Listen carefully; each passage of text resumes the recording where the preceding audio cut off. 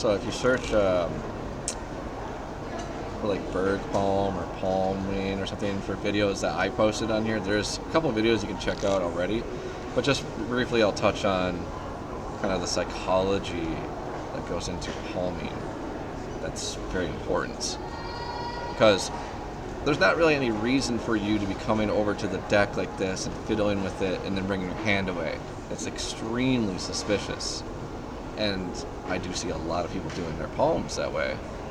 Now, granted, they may not see the actual card go into your hand, but it leaves them only with one conclusion. So the idea here is to bring all the focus and attention to something else and have a body language that seems very relaxed and open, and that will disarm them.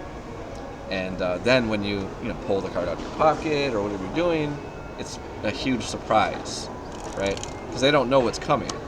And that's another aspect to palming that's very important, is you don't want them to necessarily know what's coming unless you're doing like card to pocket or whatever.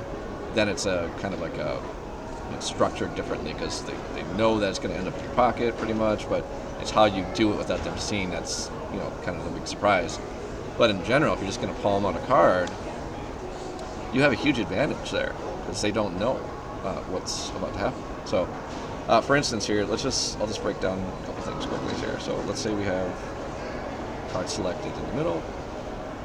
I talk about convincers all the time. You basically want them to feel like, okay, the card's lost. I have no control of it, but maybe we'll give the deck a shuffle just to mix it around a little bit. I wouldn't necessarily say this to the audience, but they're all shuffled up. Oops. Do another shuffle. So they're all shuffled up, and I like to leave the deck a little bit messy after the shuffle because I'm going to give it another cut. So, and that's when I actually do the palm, is I come and I just give them another little cut. Drop the cards here, and you have your card palmed at that point. So what this is it's motivating the action of the palm, because if I don't have something to do with the deck, if I come over with my hand here and I fiddle around with it, and then I just bring my hand away, yes, it can be done. I've seen really good magicians do that, but there's usually some psychology at play there. And other factors, like David Williamson has his trick where he palms out a couple cards right in front of their face, but he's distracting them by asking them a question. Like, do you remember the two cards at the beginning, blah, blah, blah. They start thinking about that. They're not paying attention really to him, just kind of lightly coming to the deck, for a second. But if, in a vacuum, obviously they're going to see that. So what I'm trying to get at here is when you're going to go to do the palm, there should be a reason that you're bringing your hands to the deck. If you don't have a reason, then you leave the audience with only a single conclusion. A lot of smart people, they can actually reconstruct that pretty easily. So what I like to do is, it's very important when you do the palm to have a reason why you're grabbing the deck. So if you don't have a table to set the deck down on, maybe you just transfer it into this hand as you talk and gesture. Then you can bring it back here as you maybe point over with this hand, and then you have the palm achieved. And there's nothing for them to see there because everything seems natural and as it should be. Now, my favorite way to do it would be to set the deck down away from myself, because this kind of reinforces the idea that, I'm being very free and open with everything, And then especially like the more you practice your palms, you'll be able to hold the card in palm and be able to even like almost point and gesture and be more free and open with your hands.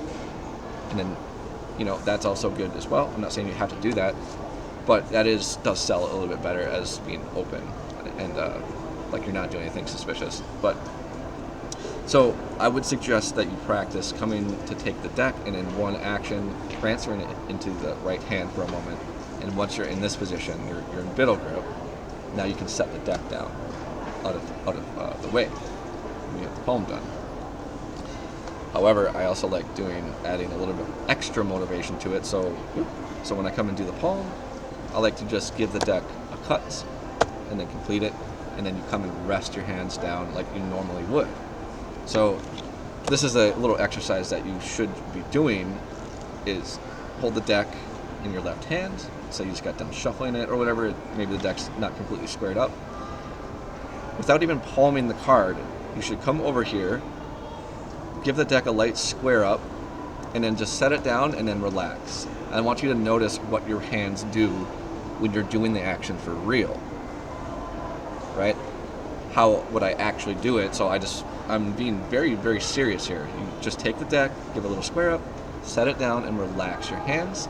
And you'll notice that the posture of your hands is very specific, usually. If you're just going to rest them down on your legs here or at your side or whatever, you'll notice that your fingers come and curl in and touch the thumbs to the pointer fingers, and that you have this kind of semi-curled appearance to your fingers like this. Let's see if I can get it better. Right? So this is your natural resting pose. So when you have the card, holding out a card in palm, you want to emulate that. But again, you need to keep in mind that it needs to look exactly the same as I'm just setting something down and then I'm just relaxing. So, but if I'm not doing something like that, say I come over here, I'm touching the deck, it's already square, and I come away like this, and then I curl in my hand and just, especially if the hand is curled immediately, if you go to full palm immediately after you palm a card, it's a tell. They can see your fingers curling up. It looks like there's something in your hand. So when you first execute the palm, it's good to keep your fingers relatively extended here until you start moving your hand away. That's when your fingers will curl. And that's the same thing for if you're doing it for real. So I set the deck down here, my fingers will gradually curl up and relax as they come down. So, I mean, this is basically the important stuff here. But yeah, so I would just practice transferring the deck into the right hand for a moment, maybe gesturing. I like adding in a little cut there for extra motivation, maybe like a little gesture as I talk. The palm is a little bit off kilter there. But yeah, maybe a little gesture and openness to your hands as you come, and only as your hands come down to relax, do the index and thumb curl in, touch each other, and then rest. And this directly emulates the exact position of a resting, at a rested position here. Okay, so you need to practice that to hold the card up. All right, so that's my best tips I can give to kind of make the palm more deceptive. Right, so just here's the things that you don't want to do. You don't want to have the deck squared up already like this, and then you come over here and you fiddle with the deck like this, and then go like that, and then immediately bring it away. The only thing moving in that frame is your dirty hand. You want the focus to be away from the dirty hands, so it makes a lot more sense to have motivation. Okay, the deck is a little bit messy, so that gives me a little bit of motivation to come over and square it up a bit, transfer it into this hand for a moment. Then I'm going to cut. Attention's on the deck here because that's where the movement is happening. Is my hand setting the deck down? Attention and focus is here, or it's up at me because I'm talking to them or asking them a question. Then I can come down and relax. So hopefully that will help.